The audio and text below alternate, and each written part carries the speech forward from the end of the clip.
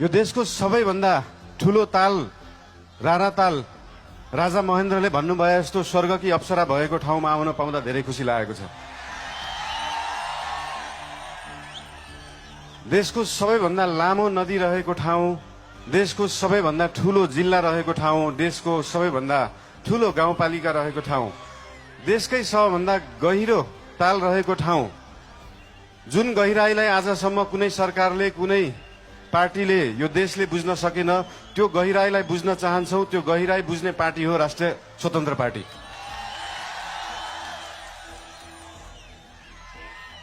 आजको दिनमा डोल्पाको सुन जस्तो मानिने यार्सा गुम्बा विश्वभरि पुग्न सक्छ, तर कर्णालीको स्याउ र मार्सी चामल त्यही चितवन र झापा पुग्न सक्दैन। यहाँको उत्पादनलाई कम्तीमा पनि देशभरि पुर्याउने पार्टी बन्न चाहन्छ राष्ट्रिय स्वतन्त्र पार्टी। आफैमा यो सिन्जा भ्याली सिभिलाइजेसन, सिन्जा उपत्यका सभ्यता भएको ठाउँ, नेपाली भाषाको उद्गम स्थल, खस भाषाको उद्गम स्थल, यहाँ आफ्नै भाषा छ, आफ्नै लिपि छ, आफ्नै चित्रकला छ, आफ्नै नाचगान छ, आफ्नै जात्रा पनि छ। यो सबै भयो भने एउटा सभ्यता मानिन्छ।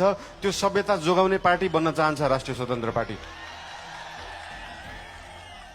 जसरी काठमाडौँ महानगरपालिकामा हाम्रो नेवा सभ्यताको नाचगान, त्यहाँको लिपि, त्यहाँको बाजागाजा, त्यहाँका मूर्त अमूर्त सम्पदालाई हामीले जोगाएर राखेका छौं, त्यसरी नै यहाँ कर्णालीको सभ्यतालाई हामी जोगाएर राख्न चाहन्छौं र त्यो जोगाउने पार्टी हो राष्ट्रिय स्वतन्त्र पार्टी। देशमा अझै पनि भोकमरी छ, अझै पनि 4 वर्ष मुनिका बालबालिकाहरूको मृत्यु दर एकदमै बढ्दो छ, महिलाहरूको आमाहरूको मृत्यु दर बढ्दो छ। त्यो कर्णालीमा छ र त्यो कर्णालीको पीडालाई, गरिबीलाई, त्यो दुःखलाई बेच्ने नेता धेरै आए, त्यो गरिबीलाई बुझ्ने नेता धेरै आएका छैनन्। अहिलेसम्म कोही आएको छैन। त्यो बुझ्ने नेताहरू बन्न चाहन्छ राष्ट्रिय स्वतन्त्र पार्टीका नेताहरू।